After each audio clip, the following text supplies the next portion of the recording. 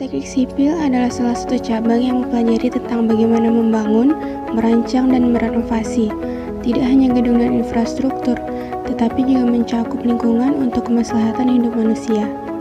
Prospek kerja bagi lulusan teknik sipil sendiri dapat dikatakan tidak akan pernah habis. Mengapa? Karena teknik sipil dikembangkan sejalan dengan tingkat kebutuhan manusia dan pergerakannya, hingga disebutkan bahwa ilmu ini bisa mengubah hutan menjadi kota besar.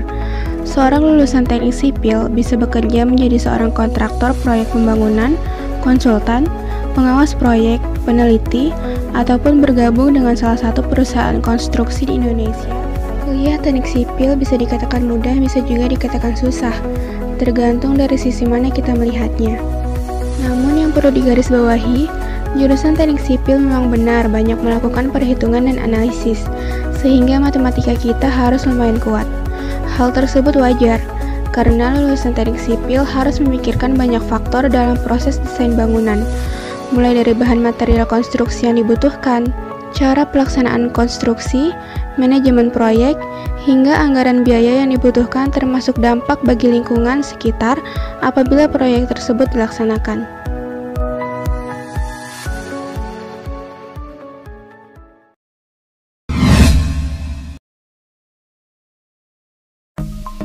Teknik sipil struktur adalah cabang ilmu teknik yang secara khusus mempelajari tentang konstruksi bangunan mulai dari pengenalan, perizinan, pelaksanaan, pemeliharaan, dan lain-lain yang berkaitan tentang struktur bangunan.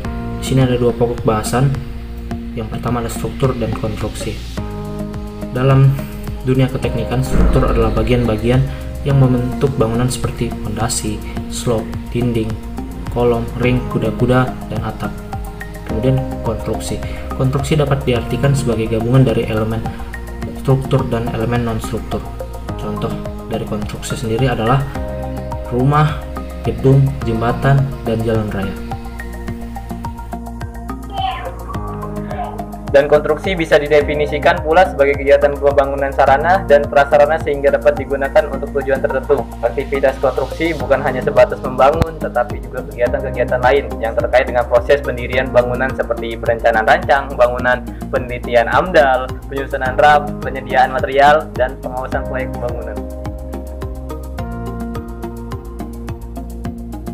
Mahasiswa teknik sipil yang mendalami cabang ilmu ini akan mempelajari tentang sistem transportasi seperti pemodelan transportasi, sistem transportasi, konstruksi bandara, jalan rel, geometrik jalan raya, konstruksi jalan raya, hingga rekayasa lalu lintas. Selain itu, kamu juga akan belajar bagaimana perencanaan hingga penerapan ilmu transportasi dalam kehidupan manusia. Manajemen proyek konstruksi adalah bidang keahlian yang berhubungan dengan proses penerapan fungsi manajemen seperti perencanaan, pelaksanaan, dan penerapan yang berjalan secara sistematis pada setiap bagian proyek dengan mengoptimalkan sumber daya yang ada secara efisien dan efektif agar tujuan proyek tercapai dengan baik. Manajemen konstruksi membawahi mutu fisik dari konstruksi, biaya, dan waktu. Manajemen proyek konstruksi mempelajari masalah dalam proyek konstruksi yang berkaitan dengan ekonomi, penjadwalan pekerjaan, pengembalian modal, biaya proyek, semua hal yang berkaitan dengan hukum dan perizinan bangunan, hingga pengorganisasian pekerjaan di lapangan, sehingga diharapkan bangunan tersebut selesai dengan tepat waktu.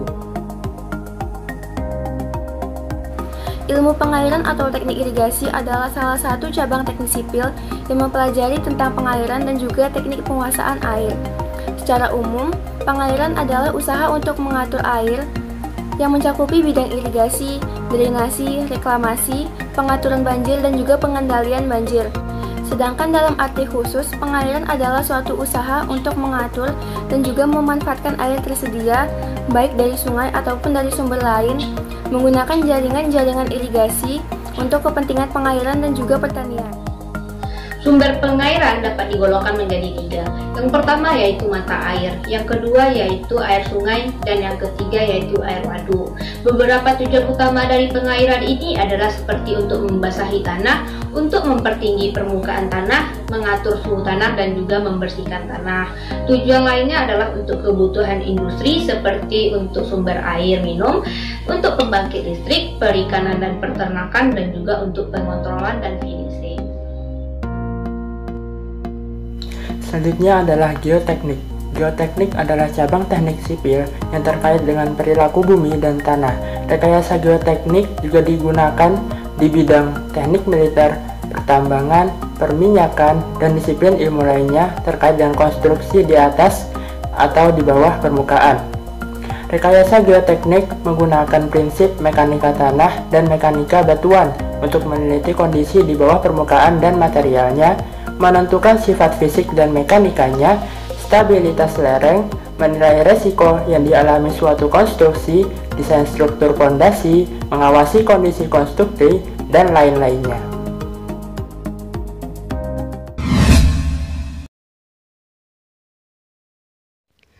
Prestasi program studi teknik sipil di ITK sendiri sangat banyak. Di antaranya adalah juara 1 Lomba Analisa Struktur yang diselenggarakan oleh Hakikomda Kalimantan Timur pada 25 Maret 2018. Juara 1 Lomba Gambar AutoCAD yang diselenggarakan oleh Hakikomda Kalimantan Timur pada 25 Maret 2018. Juara 2 Lomba Esai yang diselenggarakan oleh Universitas Gadjah Mada pada 26 April 2017. Juara 3 Innovation Concrete Festival yang diselenggarakan oleh Universitas Jember pada 11 Oktober 2017. Dan juara 3 Lomba Estimasi Biaya Proyek yang diselenggarakan oleh Universitas Lambung Mangkurat pada 16 November 2017.